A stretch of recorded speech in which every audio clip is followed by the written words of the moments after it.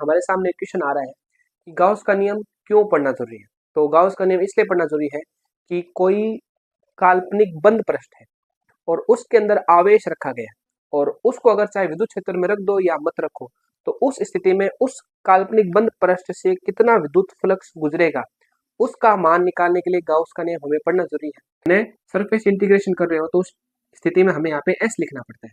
तो ये आपका पूरा सूत्र बना है। तीव्रता जरूरी नहीं है शून्य हो, किसी गाउसियन पृष्ठ से संबंधित कुल विद्युत फ्लक्स का मान शून्य हो सकता है, लेकिन उस गाउसियन पृष्ठ के किसी बिंदु पर विद्युत क्षेत्र की तीव्रता शून्य हो ये जरूरी आवश्यक नहीं है। कूलाम के नियम की सहायता से हमने गाउस का नियम सिद्ध कर दिया है। ठीक है, अब देखो एक और छोटी सी चीज करते हैं, उससे हमें बहुत इंटरेस्ट आएगा। हेलो बच्चों, आज की जो हमारी क्लास है वो है 12th क्लास का फर्स्ट चैप्टर है विद्युत आवेश तथा क्षेत्र, और उसकी 9th क्लास है। और इस क्लास में हम दो महत्वपूर्ण टॉपिक देखेंगे, एक तो गाउस का नियम और उसके साथ एक छोटा सा टॉपिक है जो है गाउस के नियम से संबंधित कुछ महत्वपूर्ण बिंदु, और दूसरा जो टॉपिक आएगा वो आएगा गाउस के नियम को सिद्ध करना कूलाम के नियम की सहायता से, यानी कूलाम के नियम की सहायता से गाउस के नियम को सिद्ध करना, proof of Gaussian law using coulombs law. तो आइए करते हैं इस क्लास को शुरू। सबसे पहले हमारा क्वेश्चन ये है, हमारे सामने एक क्वेश्चन आ रहा है कि गाउस का नियम क्यों पढ़ना जरूरी है। तो गाउस का नियम इसलिए पढ़ना जरूरी है कि कोई काल्पनिक बंद पृष्ठ है और उसके अंदर आवेश रखा गया और उसको अगर चाहे विद्युत क्षेत्र में रख दो या मत रखो, तो उस स्थिति में उस काल्पनिक बंद पृष्ठ से कितना विद्युत फ्लक्स गुजरेगा उसका मान निकालने के लिए गाउस का नियम हमें पढ़ना जरूरी है। तो एक क्वेश्चन और आता है, क्या हमने जो पहले पढ़ा था वो यहाँ पे सूत्र काम नहीं आएंगे? सूत्र तो काम आएंगे, लेकिन उन सूत्रों की सहायता से हम किसी काल्पनिक बंद पृष्ठ से निकलने वाला इलेक्ट्रिक फ्लक्स विद्युत फ्लक्स का मान नहीं निकाल सकते। तो उसके लिए गाउस सर ने हमें एक नियम दिया, उस नियम को देखते हैं। सबसे पहले हम देखते हैं कि गाउस का नियम से पहले जो हमने सूत्र निकाले हैं वो सूत्र कहाँ तक हमें सहायता प्रदान करते हैं।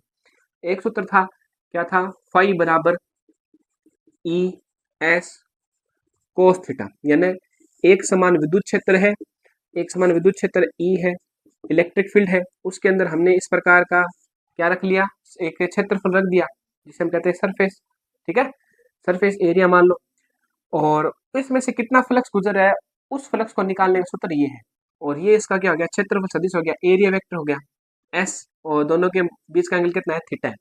तो इस एरिया वेक्टर की वजह से इस पृष्ठ से जितना इलेक्ट्रिक फ्लक्स विद्युत फ्लक्स गुजर रहा है उसका सूत्र मान निकालने का सूत्र ये है।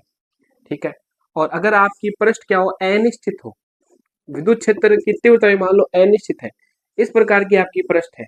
ठीक है, तो इस प्रकार की टेढ़ी मेढ़ी पृष्ठ है और अंदर से भी टेढ़ी मेढ़ी है, तो उस स्थिति में इस पृष्ठ से निकलने वाला कुल विद्युत फ्लक्स है उसका मान निकालने का सूत्र क्या था हमारा, समाकलन integration E dot D S, ये सूत्र था। इस सूत्र की सहायता से इस टेढ़ी मेढ़ी सतह से भी जो कुल विद्युत फ्लक्स गुजर रहा है उसका मान हम आसानी से निकाल सकते हैं। अब आता है अगला जो है गाउस का नियम। गाउस का नियम क्या करता है, देखो अब आपने तीसरा परिवर्तन ये किया है कि ये है एक समान विद्युत क्षेत्र ई।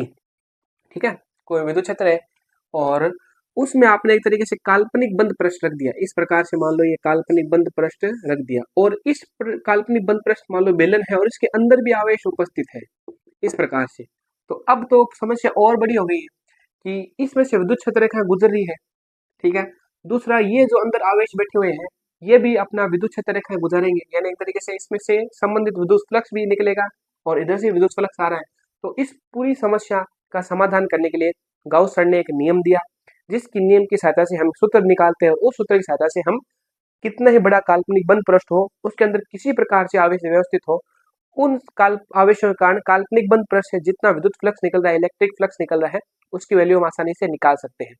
तो आइए करते हैं गाउस के नियम के बारे में जानकारी क्या है। तो सर गाउस ने हमें ये नियम दिया था कि तो हम नियम बोल रहे हैं, विद्युत क्षेत्र के अंदर स्थित किसी काल्पनिक बंद पृष्ठ से संबंधित कुल विद्युत फ्लक्स,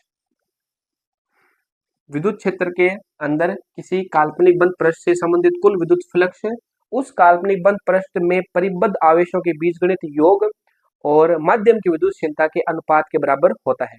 अब एक मान लीजिए इसे समझते हैं कि इस प्रकार से हमारे पास मान लो एक काल्पनिक बंद पृष्ठ है, बंद पृष्ठ ये वृत्त नहीं है, ये गोला है, और गोले के अंदर आपने इस प्रकार से आवेश रख दिए बहुत सारे, और सभी आवेशों की प्रकृति अलग अलग है, कोई प्लस का 2q है। ठीक है, अगर माने कि ये प्लस का 2q है, ये माइनस का 2q है, ये प्लस का 4q है, ये मान लो ओनली फॉर q है।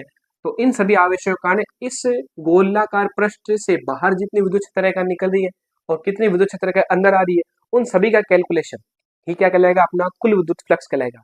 और इस को अगर आप विद्युत क्षेत्र के अंदर रख दो या मत रखो तो भी हमारा नियम यही लगेगा, ठीक है।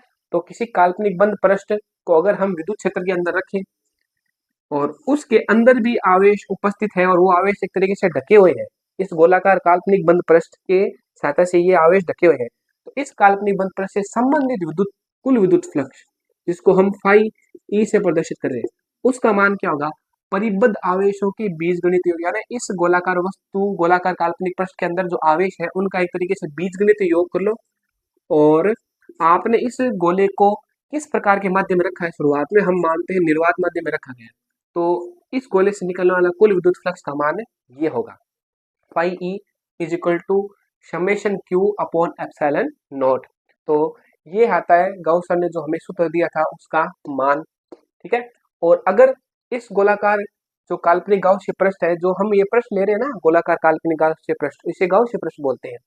और अगर इसके अंदर, अगर इसके मान लो चारों तरफ आपने दूसरा माध्यम ले लिया, तो माध्यम को प्रदर्शित करने के लिए या तो हम एप्सिलॉन लेते हैं या कि लेते हैं एप्सिलॉन एम। और इसका भी मान अगर हम आगे निकालना चाहे तो हम जानते हैं एप्सिलॉन आर बराबर क्या होता है, epsilon m upon epsilon naught. और एप्सिलॉन एम बराबर क्या होगा, एप्सिलॉन एम बराबर होगा epsilon naught into epsilon r. तो ये एम एप्सिलॉन एम की वैल्यू यहाँ पे पुट कर सकते हैं हम, और आसानी से किसी माध्यम में भी विद्युत फ्लक्स का मान निकाल सकते हैं जो काल्पनिक बंद पृष्ठ से संबंधित है। देखो वापिस देखिए, विद्युत क्षेत्र के अंदर स्थित किसी काल्पनिक बंद पृष्ठ से संबंधित कुल विद्युत फ्लक्स, उस पृष्ठ के अंदर परिबद्ध आवेशों के बीजगणित के योग तथा माध्यम की विद्युतशीलता, निर्वात ले रहे हैं तो माध्यम की विद्युतशीलता के अनुपात के बराबर होता है, ठीक है। और अभी हमने एक सूत्र देखा था फ्लक्स निकालने का, वो क्या था, वो था इंटीग्रेशन ई डॉट ds, ठीक है। अब हम जो अगला हमारा लेक्चर आएगा उस लेक्चर में हम गाउस के नियम से संबंधित कुछ अनुप्रयोग करेंगे, यानी एप्लीकेशन करेंगे। तो उसमें क्या करेंगे, ये सूत्र बराबर लेके चलेंगे, ठीक है। यानी एक तरीके से अब हमारा पूरा सूत्र बना है ये ई डॉट ds। और अगर यहाँ पे हम बात करें, यहाँ पे क्या आ जाएगा, समेशन क्यू एप्सिलॉन नॉट। और अगर आपका पृष्ठ बंद पृष्ठ है तो आपको ऐसे यहाँ पे गोल बनाना पड़ेगा गोला, और यहाँ पे आपको लिखना पड़ेगा कि अगर आप बंद पृष्ठ का समाकलन, पृष्ठीय समाकलन कर रहे हो यानी सरफेस इंटीग्रेशन कर रहे हो, तो उस स्थिति में हमें यहाँ पे एस लिखना पड़ता है। तो ये आपका पूरा सूत्र बना है। इस सूत्र का उपयोग हम बार बार करेंगे, जो अगला लेक्चर आएगा उसमें करेंगे। तो ये गाउस से जो नियम था गाउस सर का, उन्होंने जो नियम दिया था उसकी बात हमारे एकदम कंप्लीट कर चुकी है, कंप्लीट हो चुका है ये नियम। लेकिन इस नियम से संबंधित कुछ महत्वपूर्ण बिंदु है, उनको अगर आप समझेंगे ना तो हमें गाउस जो सर ने जो नियम दिया था उसके बारे में और गहराई से जानकारी मिलेगी। तो हम यहाँ पे थोड़ी सी जगह बना रहे हैं और अब धीरे धीरे समझेंगे महत्वपूर्ण बिंदु। तो पहला बिंदु तो यही है कि जो ये समेशन क्यू है, ठीक है, ये क्या है इसके बारे में जानते हैं। फिर हम धीरे धीरे एक एक चीज को क्लियर करते जाएंगे और आगे बढ़ते जाएंगे, और लास्ट दूसरा टॉपिक करेंगे और एक क्वेश्चन भी हम देखेंगे, ठीक है। दूसरा टॉपिक है वो एक तरीके से क्वेश्चन रूप में आ जाता है कई बार एग्जाम में। तो देखो हम यहाँ पे फॉर्मूला लिख रहे हैं अपना इस तरीके से, ठीक है, E dot ds summation q upon epsilon not, बंद पृष्ठ का समाकलन। तो ये आपका पूरा सूत्र बन चुका है। अब इस सूत्र के महत्वपूर्ण बिंदु देखते हैं। सबसे पहला बिंदु है समेशन क्यू। समेशन क्यू है, समेशन क्यू का मतलब जो आपने काल्पनिक बंद पृष्ठ ले रखा है उसके अंदर जो कुल आवेश है उन सभी आवेशों का बीजगणितीय योग, ठीक है। तो उसे कहते हैं एक तरीके से समेशन क्यू। अंदर वाले पृष्ठ के अंदर जो आवेश है केवल उनका बीजगणितीय योग है, बाहर वालों से हमें कोई मतलब नहीं है। अब देखो इससे भी हम मैं 3 भागों में बांटता हूँ। देखो कैसे, अगर समेशन क्यू का मान क्या रहा है, पॉजिटिव आ रहा है, तो इसका मतलब इसमें धनावेश की मात्रा ज्यादा है ऋणावेश की तुलना में। इस प्रकार से ये मान लो कि ये है धनावेश, ये है ऋणावेश और ये भी मान लो धनावेश है, तो इसमें कुल धनावेश की मात्रा ज्यादा है। तो एक तरीके से इसमें जो विद्युत क्षेत्र रेखा निकलेगी वो ज्यादा निकलेगी और प्रवेश कम करेगी, ठीक है। तो फ्लक्स क्या होगा, धनात्मक होगा। यानी एक तरीके से समेशन क्यू का मान धनावेश धनात्मक होगा तो फ्लक्स का मान भी धनात्मक हो जाएगा। दूसरी स्थिति देखो, यदि समेशन क्यू का मान कितना है, नेगेटिव है, यानी एक तरीके से ये मान लो, ठीक है। तो इस स्थिति में इसमें विद्युत क्षेत्र रेखाएं ज्यादा प्रवेश करेगी, निकलेगी कम, तो फ्लक्स समेशन क्यू नेगेटिव आ जाएगा, तो फ्लक्स का मान भी क्या आएगा, ऋणात्मक आएगा। अब देखो तीसरी स्थिति क्या बन सकती है, यदि समेशन क्यू क्या हो, जीरो, तो यानी जितना धनावेश है उतना क्या है, ऋणावेश है। तो इस स्थिति में जितना विद्युत क्षेत्र रेखा निकलेगी उतनी ही प्रवेश कर जाएगी, तो कुल विद्युत फ्लक्स क्या हो जाएगा, जीरो हो जाएगा। इसे अगर और थोड़ा सा गहराई में समझे इसको, तो जैसे मान लो कि एक काल्पनिक बंद पृष्ठ ले लिया आपने बेलनाकार, और उस काल्पनिक बंद पृष्ठ के अंदर आपने एक द्विध्रुव रख दिया, ठीक है। तो द्विध्रुव के कारण जितनी विद्युत क्षेत्र रेखा निकल रही है उतनी विद्युत क्षेत्र रेखा प्रवेश करी, यानी जितना फ्लक्स गुजरेगा उतने फ्लक्स वापस आ गया, तो एक तरीके से कुल विद्युत फ्लक्स क्या हो जाएगा, शून्य हो जाएगा। तो ये हमारा पहला पॉइंट हो गया, ठीक है। तो आपको पूछ सकते हैं, अगर तो मान लो कोई काल्पनिक बंद पृष्ठ है, उसके अंदर आपने द्विध्रुव रख रखा है, तो द्विध्रुव के कारण कुल विद्युत फ्लक्स कितना होगा, परिबद्ध आवेशों के बीजगणित योग कितना होगा, जीरो होगा, और तो कुल विद्युत फ्लक्स भी क्या हो जाएगा, जीरो हो जाएगा। इसका मान जीरो तो इसका मान भी जीरो।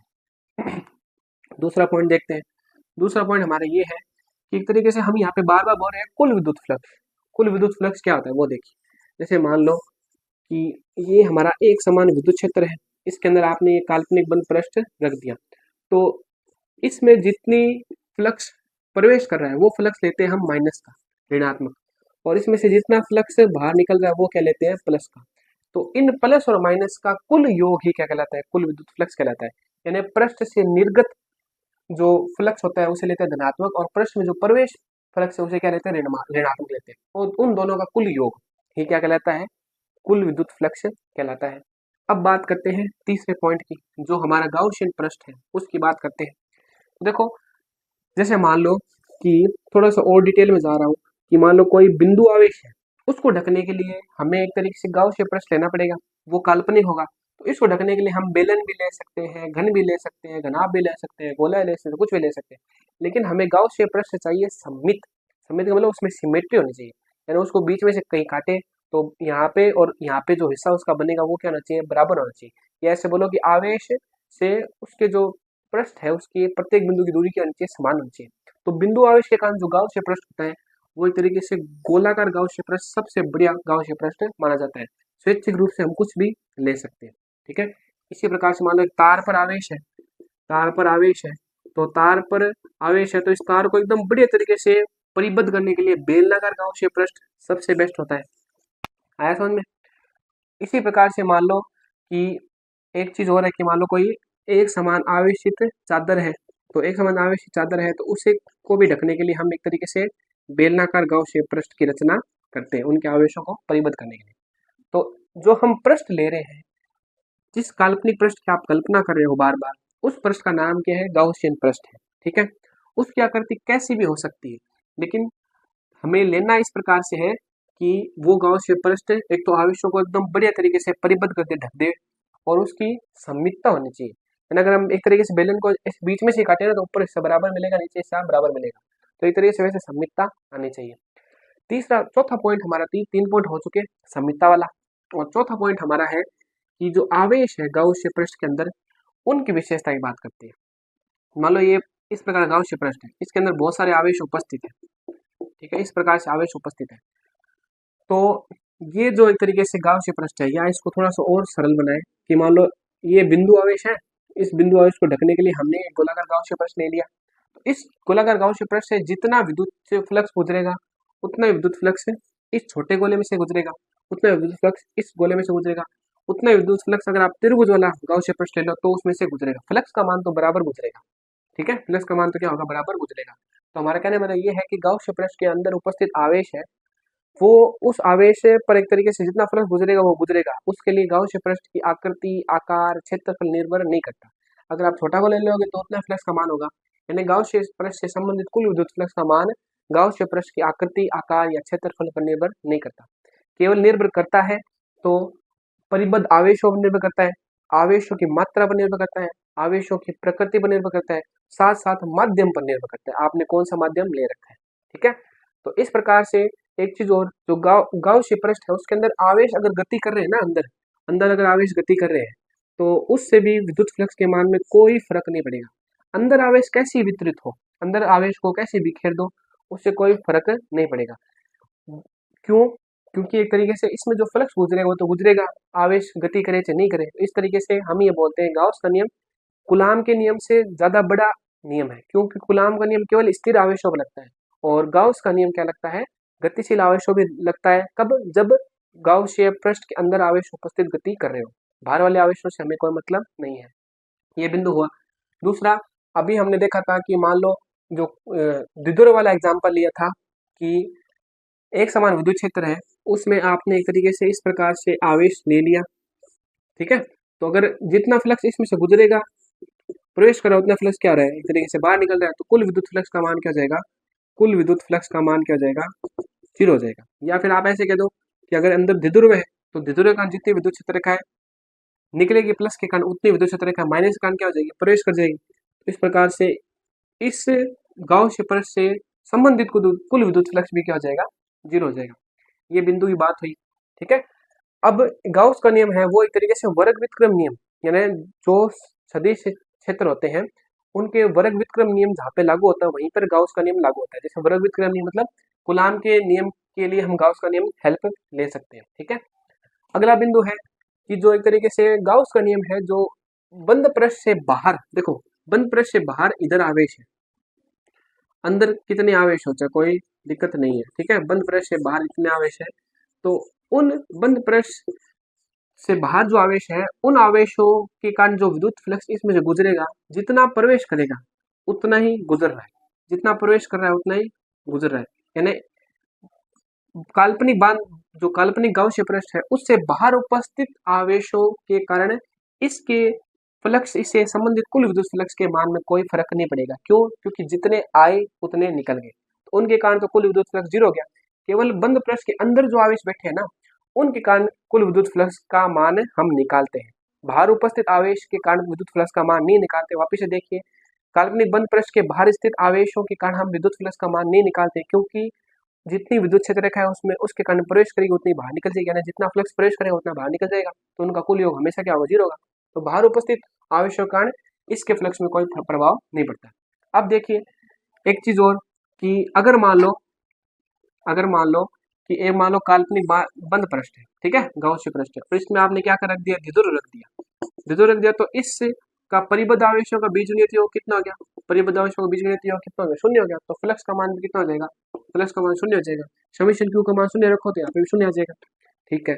लेकिन अगर हम इस बिंदु पर विद्युत क्षेत्र की तीव्रता निकालना चाहे तो इस बिंदु विद्युत क्षेत्र की तीव्रता अलग निकलेगी, यानी विद्युत क्षेत्र की तीव्रता जरूरी नहीं है 0 हो।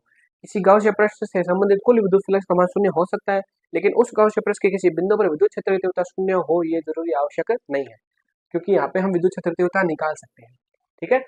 तो ये कुछ बच्चों हमने महत्वपूर्ण बिंदु देख लिए, एक एक बिंदु को हमने समझने की कोशिश की।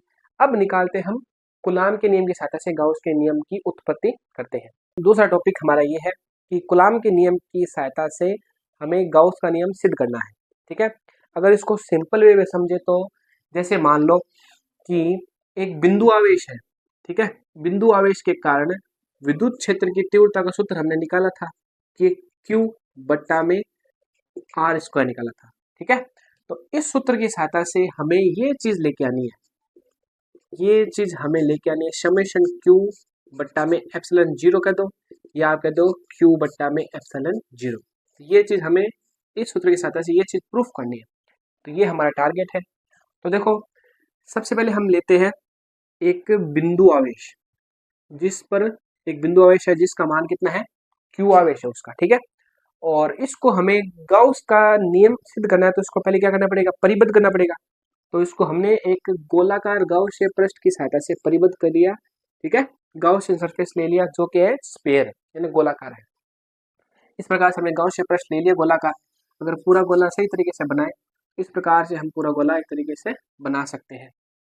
तो अब देखिए कि अब हम क्या कर रहे हैं, अब हम थोड़ा सा तरीका अपना रहे हैं कि हमने एक इस गोलाकार गाउसीय पृष्ठ पर एक छोटा सा क्षेत्र अवयव ले लिया, ठीक है, यानी क्षेत्रफल अवयव ले लिया ऐसे मान लो, और उस क्षेत्रफल अवयव का जो क्षेत्रफल सदिश है, एरिया वेक्टर है, उसकी दिशा क्या होगी, बाहर की तरफ होगी, ठीक है।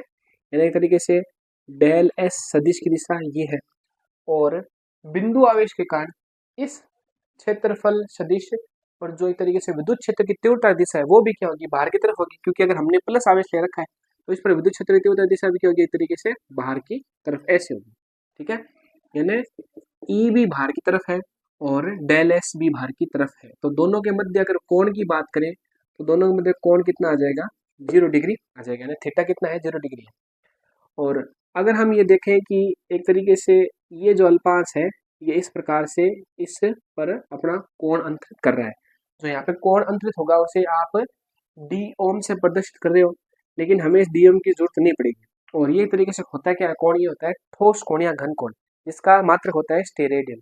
11th क्लास का सेकंड चैप्टर। यहाँ तक हमने बात कर ली। अब देखो हमें निकालना तो फ्लक्स ही है, फ्लक्स निकाल के फ्लक्स के सूत्र को इस सूत्र के बराबर लाना है। तो सबसे पहले हम क्या करेंगे, हमने एक बिंदु आवेश ले लिया। इस चित्र की व्याख्या करें, सबसे पहले हम एक बिंदु आवेश लेते हैं, उस बिंदु आवेश को एक गोलाकार काल्पनिक गाउसीय पृष्ठ द्वारा परिबद्ध करते हैं और उस काल्पनिक गाउस पृष्ठ के ऊपर एक हमने क्षेत्र अवयव ले लिया जो एक तरीके से डेल एस है। ठीक है, और उसकी क्षेत्रफल सदिश की दिशा क्या होगी, इस दिशा में होगी, पृष्ठ के लंबवत होगी, मेरा डेल एस की दिशा ये होगी। और इस धनात्मक आवेश मान लो के कारण इस पृष्ठ पर विद्युत क्षेत्र तीव्रता भी इसी दिशा में, तो दोनों के मध्य कोण कितना हो जाएगा, डेल थीटा, यानी थीटा मान लो चाहे, कोण कितना हो जाएगा, 0 डिग्री हो जाएगा। तो इस अल्पांश से संबंधित विद्युत फ्लक्स, इस अल्पांश से संबंधित विद्युत फ्लक्स डेल फाई होगा। वो क्या होगा, एक तरीके से विद्युत क्षेत्र की तीव्रता डॉट डी एस सदिश के अदिश गुणनफल के बराबर होगा। और बिंदु आवेश के कारण ये एक तरीके गोलाकार गाउसीय पृष्ठ, इसकी त्रिज्या कितनी है, आर है। बिंदु आवेश के कारण आर दूरी पर स्थित किसी क्षेत्र अवयव पर विद्युत क्षेत्र की तीव्रता सूत्र क्या आएगा, के क्यू बटा आर स्क्वायर।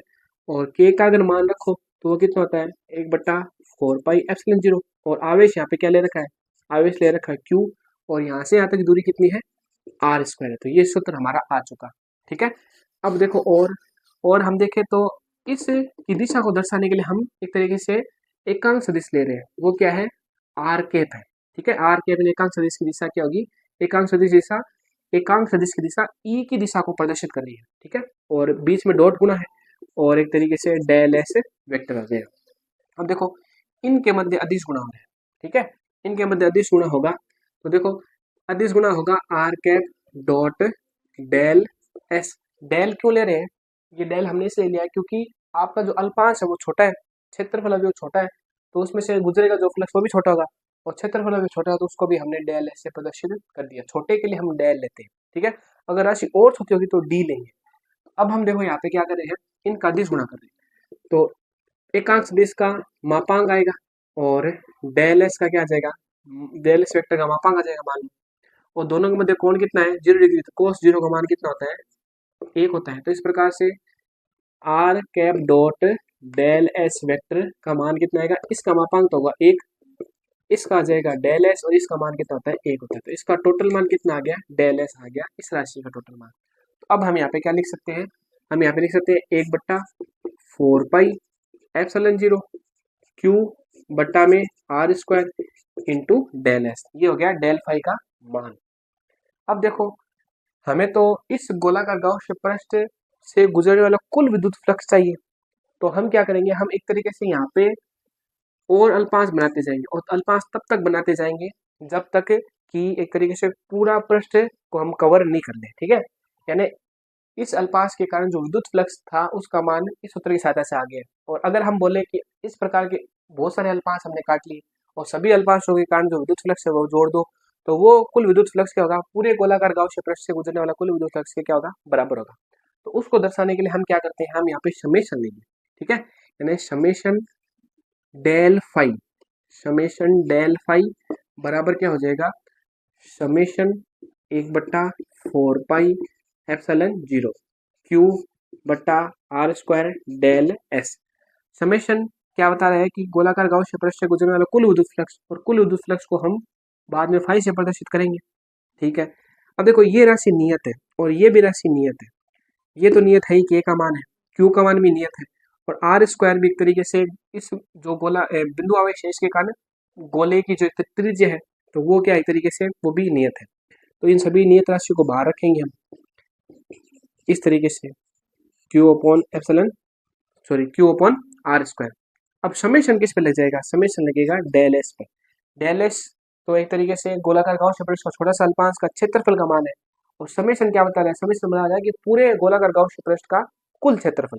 तो कुल क्षेत्रफल क्या होता है बताओ, 1/4 पाई एप्सिलॉन 0 क्यू बट्टा में आर स्क्वायर।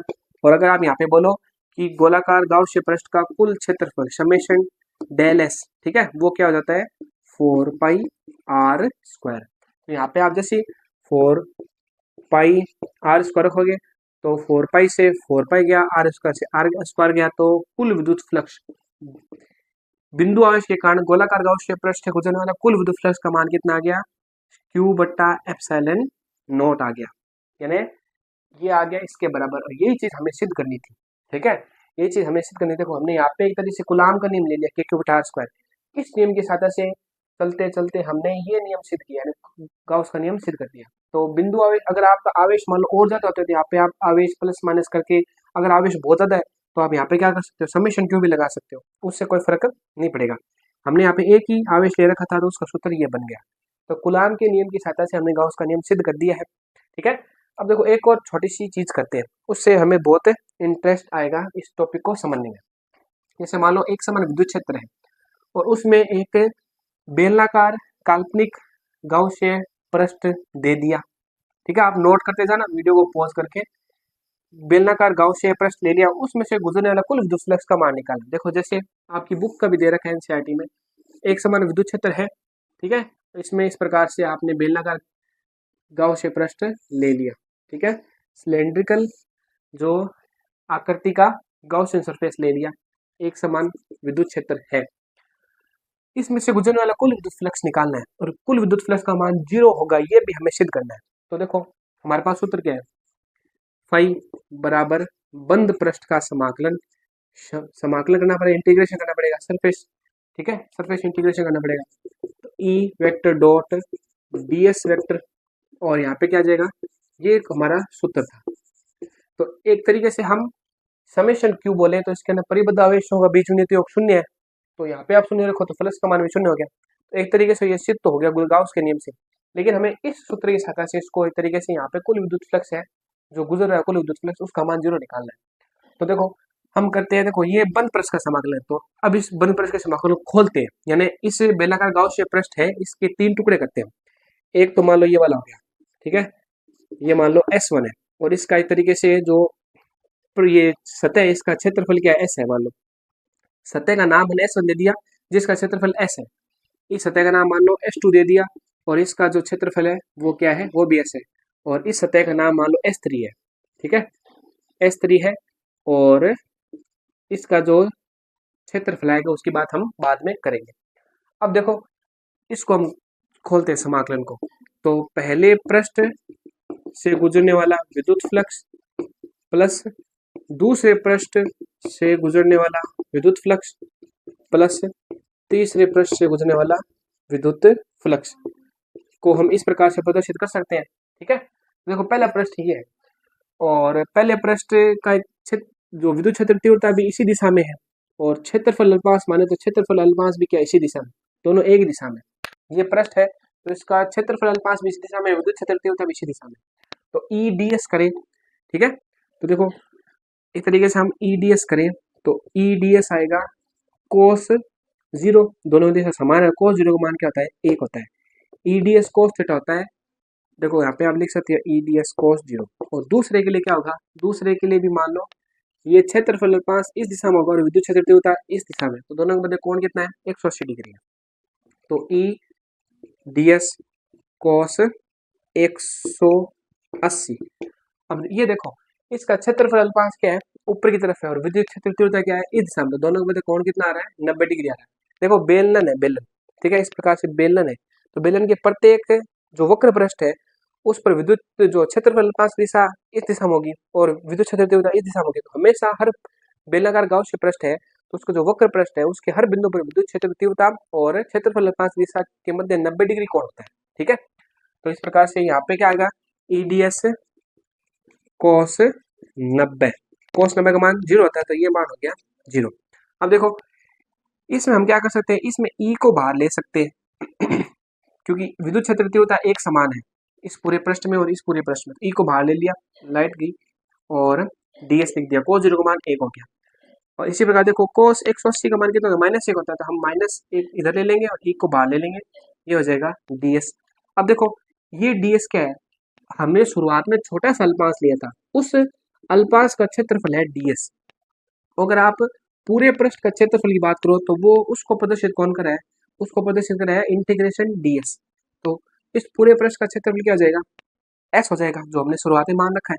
और इस पूरे पृष्ठ का क्षेत्रफल क्या हो जाएगा, s होगा, दोनों का पृष्ठ क्षेत्रफल बराबर है। ठीक है, तो एक तरीके से कुल विद्युत फ्लक्स कितना आ गया, 0 आ गया, यानी फाई का मान क्या आ गया, 0 आ गया। ये चीज हमें सिद्ध करनी थी, तो इस तरीके से सिद्ध कर सकते हैं। ठीक है, तो ये हुआ हमारा पूरा टॉपिक कंप्लीट हो चुका। अगर इसका क्षेत्रफल अलग होता और इसका क्षेत्रफल अलग होता तब आपका विद्युत फ्लक्स का मान कुछ ना कुछ आता, लेकिन ये सतह क्या थी, सममित थी, सिमेट्रिकल सतह थी, सिमेट्रिकल सिलेंडर है ये। उस स्थिति में कुल विद्युत फ्लक्स का मान होगा 0। और वैसे ही अगर आप बोलते हो कि परिबद्ध आवेशों के बीजगणित योग कितना है, 0 है, तो फ्लक्स का मान 0 आ ही गया गाउस के नियम से। लेकिन इसे इस तरीके से सिद्ध करना था, इस नियम की सहायता से हमें, इस सूत्र की सहायता से हमें सिद्ध करना था। तो हमने बच्चों यहाँ तक एकदम कंप्लीट तरीके से कर लिया। एक एक पॉइंट डिस्कस करने के बाद कि हमने ऐसे क्यों लिया, इसका क्या कारण था। तो अब हम मिलेंगे अगले वीडियो में और वहाँ पे हम देखेंगे गाउस के नियम के एप्लीकेशन। ठीक है, तो अब देखते हैं अगला वीडियो।